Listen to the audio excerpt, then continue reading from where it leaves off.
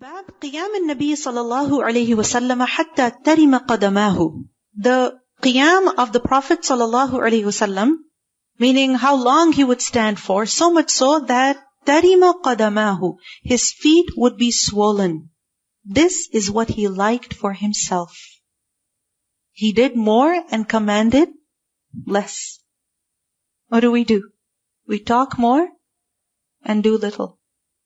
وقالت عائشة رضي الله عنها, Aisha رضي الله عنها said, حتى تفطر قدماه, until his feet would تفطر. تفطر, what does that mean? Imam Bukhari says, والفطور, futur is الشقوق, to crack.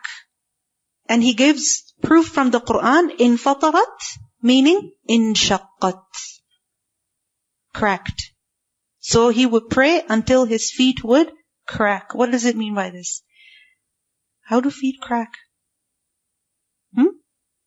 So how does the cracking happen? We've never seen it, right? So we don't know what it is. The thing is that when a part of the body swells a lot, then what happens to the skin? It stretches, doesn't it? It stretches, it becomes dry, and it feels so stiff that sometimes you can even see cuts. Alright? For example, if a person has gained a lot of weight and then they lose it, then what happens? There's stretch marks all over their skin. Why? Where did the stretch marks come from? Because of the stretching, the expanding of the skin. So this is how much his feet would swell. حدثنا أبو نعيم قال حدثنا مسعر عن زياد قال سمعت المغيرة رضي الله عنه يقول إن كان النبي صلى الله عليه وسلم لا يقوم ليصلي حتى ترم قدماه أو ساقاه.